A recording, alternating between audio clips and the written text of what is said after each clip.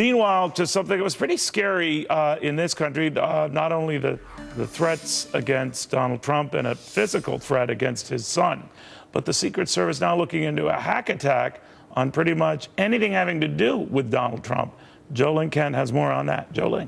Breaking news right now, Neil. That's right. We want to tell you about the Secret Service and the statement they've just issued to Fox about this matter. They're saying the U.S. Secret Service is aware of the internet postings of candidate Donald Trump's personal information. We are working with the FBI in this matter. So that is developing right now. I also want to show you a statement straight from the Trump campaign. They are saying that the government and law enforcement authorities are seeking the arrest of the people responsible for attempting to illegally hack Mr. Trump's accounts and telephone information. This comes after the group Anonymous, of course, threatened to go after Trump's Chicago website, also leak his personal information, which previously had been leaked before.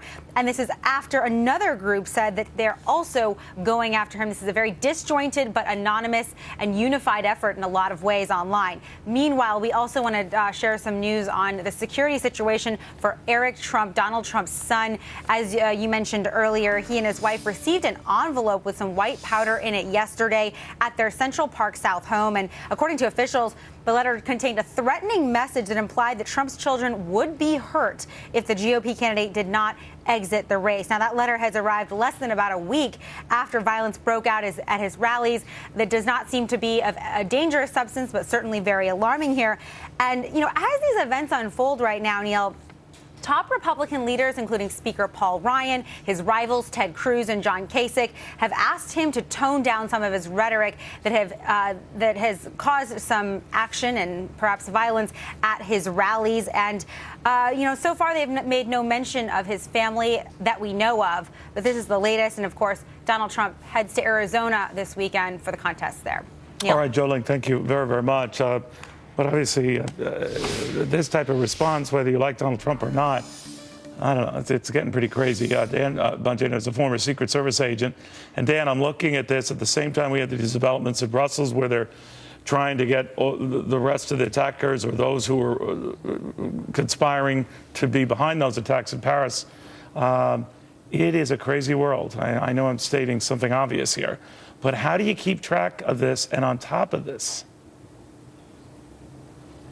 Yeah, Neil, I've never seen a threat as elevated, threat elevation level as high as I've seen with Donald Trump for a candidate. And I spent 12 years with the Secret Service. I remember doing Bill Bradley's campaign when he ran against Al Gore. I've never seen anything like this. And I think when you combine it with the larger toxic political ecosystem right now, I have to tell you, I don't think this is the last event you're going to see. We're going to be seeing, I think, sadly, weekly events like this, whether it's threats to the protectee or incidents at his rallies. And this is going to tax the Secret Service like they haven't seen in probably 30 or 40 years. All right, but obviously they make a target of him as if it is his fault that he becomes a target. Having said that, though, how would you advise, if you were protecting Donald Trump, I mean, how would you advise he go about rallies, events, even his movements? Well, from a security perspective, you obviously want to shrink the footprint. You don't need 15,000 person rallies. But this is that delicate ballet. On a prior appearance on your show, I actually mentioned where this dance between politics versus security. The politics of a 20,000, 25,000 person rally are fantastic. But the security level for a protectee with a threat level as elevated as Donald Trump, it's disastrous. The potential for a mistake here, processing 25,000 people into a rally, is dramatic. I mean, think about it, Neil. Processing 10,000 people and 25,000 people, the chances of a gun, a knife slipping in, or a protester with malicious intent are just arithmetically higher. And this is why I say I think these are going to be, sadly, weekly occurrences at these Trump rallies. Or any rally. I just find it very odd, though, that if the same thing, and we're not taking political sides here, just noting mainstream media coverage, if the same thing had happened to Chelsea Clinton, Hillary Clinton's daughter, and an envelope of white powder had landed at her doorstep, I dare say that that would have gotten considerably more alarming coverage than the revelation here that it's Eric Trump. That is a Terrific point. That's a fantastic point. And you are absolutely right. You can't divorce the politics from this, Neil. I wish we could, and we could have a rational, reasonable conversation without the right versus left nonsense. But we just can't. There is a bias in the coverage of this event because there are people out there in the media who just don't like Trump. And listen, I'm a Cruz supporter, so I get that. But you nailed it. That doesn't mean that we should be sending vials of powder to Donald Trump's children. I mean, these are moral and ethical lapses. These aren't political questions. These are things that just should never happen, and the media should roundly condemn. You're absolutely right. It is crazy. Dan, thank you for your expertise as always, my friend. Dan Bongino. Well, to that coverage and whether it is very fair or balanced when it comes to candidates, Donald Trump seems to be gravitating the kind of press that sort of gets a dismissive wand at him, but not so others. Ashley Pratt, what do you make of that? I think it's interesting, Neil, because even with these violent protests and incidents occurring at his rallies, the thing that the mainstream media left out of that was pretty much the organizations that were orchestrating them, which were MoveOn.org and a lot of other radical progressive groups who were organizing these mass protests and asking them to get tickets to go to these rallies. It's still continuing because they want to shut it down.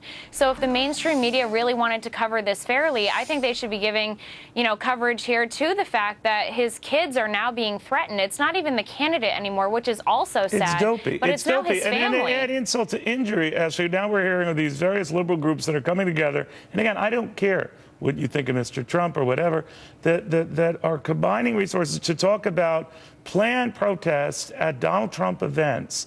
They are spending money to coordinate such protests and rallies outside events. Now, they're free to do that. But you know that is a prescription for trouble. And yet no one makes a big deal of that. If the flip side were conservative groups planning such disruptions at Hillary Clinton or Bernie Sanders rallies, well, they'd be like stink on you-know-what. Yeah, you could definitely be sure that would be reported on, right? And the left would have a field day with the fact that conservatives were ganging up on liberals. That's always what the narrative becomes. But here, it took them a few days, and not even some stations had even covered that these groups were, organizing to do this to Trump, to stop the events from even happening, which is disgraceful at this point in time that free speech is now under fire. I mean, this has been something that's happening on college campuses, but now it's inserting itself into presidential politics. But getting families involved to the point of threats, this is just escalating to a whole new level. And I really do hope that the Secret Service does take, strong precautions here to protect the family as well as the candidate in this situation, because I don't see it stopping, as Bongino was saying. No, I don't. And I think actually you hit on something here. In fact, I'm just waiting. I've been on the air, so I haven't looked at the other guys. I bet you they're going to say, well, you get what you pay for, Mr. Trump. Right. I mean, you start getting edgy, and people will get edgy back at you. You had this one coming, which is stupid, idiotic, moronic, twisted, but it's the world we live in. Sadly, it is. And I think, too, the issue here is Hillary Clinton makes vile comments about Republicans, comparing them to terrorists, and you don't see conservative groups going out there and shutting down her events, do you? No. So I think we're getting to the point where it's become such a hostile and volatile environment that now it's even dangerous for people to attend campaign rallies. It's dangerous for the candidates themselves and for their families. And I really do hope that this vitriol stops at one point and we can just have a political discussion where, yes, we don't agree. Really bad exactly. happens. Ashley, exactly.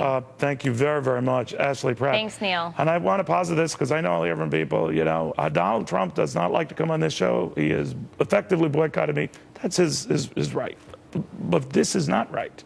Whatever you say, Donald Trump's events are huge events. Tens of thousands go to them. So the percentage of problems at those type of events versus other candidates who garner far fewer participants, there is no comparison.